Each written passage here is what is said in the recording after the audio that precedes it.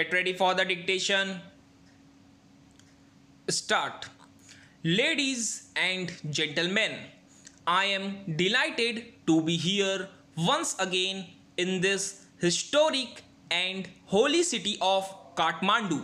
Since my arrival, have been overwhelmed by the warmth and affection of the people of this city. I convey my sincere thanks to Honorable Prime Minister of Nepal for according me the honor of this civic reception. The city of Kathmandu has certainly expanded and grown since the days of my previous visits. It is a city famed as much for its majestic Himalayan setting as for the hospitality of its people. Its momentous speak of its grand history, the pride and self-confidence of its people and their resilience in the face of adversity, values which we appreciate immensely in India. India deeply values its historical and traditional close relations with Nepal. India and Nepal are linked by enduring bonds of history, geography, tradition, and most importantly, strong people to people connections. Kathmandu is not only the political capital of Nepal but also a spiritual center for the people in our region. Thousands of our citizens visit Nepal in search of spiritual solace at the holy temples. Similarly, people from Nepal visit Varanasi in the north and Rameshwaram in the south in search of spiritual inspiration. My visit to Nepal is also a kind of pilgrimage. It is a mission of friendship to foster ever greater understanding and cooperation between our two countries.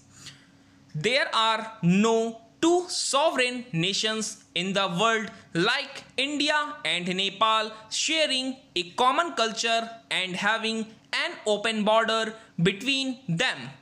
The government and people of India are committed to further strengthening and deepening this relationship. India fondly remembers the support that her freedom fighters received from the leaders and people of Nepal during our struggle against foreign rule. Today, as Nepal is engaged in consolidating the gains of democracy, empowering its citizens, and pursuing the goals of peace and development, India is happy to support Nepal's efforts. We wish the people and the government of Nepal every success in the important task of implementing its constitution, taking on board all the sections of its society. As two developing economies, we have shared vision of economic prosperity and sustained development for our respective nations and also our region. As a neighbor and close friend, India has an abiding interest in seeing sustained economic development in Nepal. Our development partnership covers a broad canvas of projects in both countries. The government of India has taken some new initiatives in economic policies and has been emphasizing innovation, research, and technological development to accelerate India's social and economic transformation. These policies are aimed at raising India's agricultural productivity, promoting manufacturing for employment generation, and boosting the services industry. India and Israel can work together in each of these areas. Agriculture is the mainstay of the Indian economy. In this vital sector, our government's policy has been to grow more crop per drop. Our farmers face the challenges of uneven distribution of water. We often have floods in one part of the country while there is drought in another. Our scientists should collaborate to deal with these challenges. We also seek assistance to clean our rivers, particularly the holy Ganga.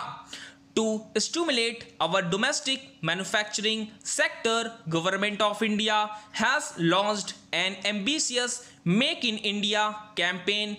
Israeli innovation and technology can combine with Indian engineering and scale to manufacture in India.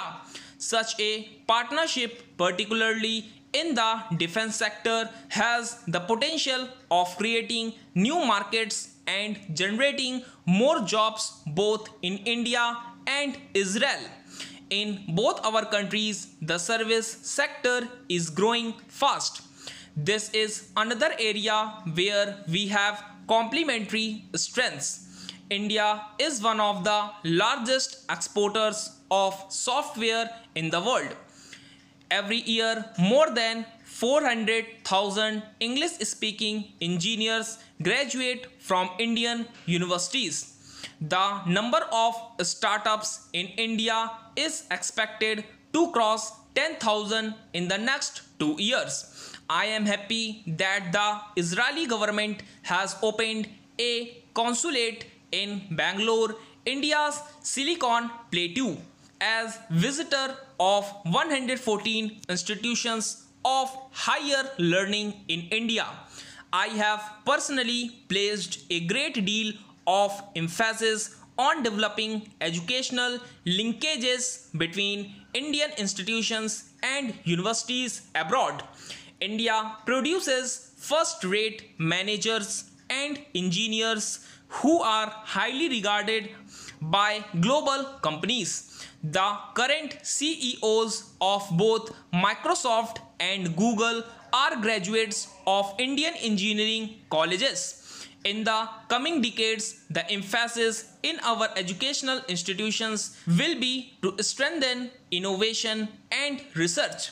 A delegation of vice chancellors of Indian universities and scientific institutions is accompanying me on this visit. I am confident that their contacts with Israeli counterparts will result in a variety of partnerships in a range of areas, from space and cybersecurity to the building of smart cities.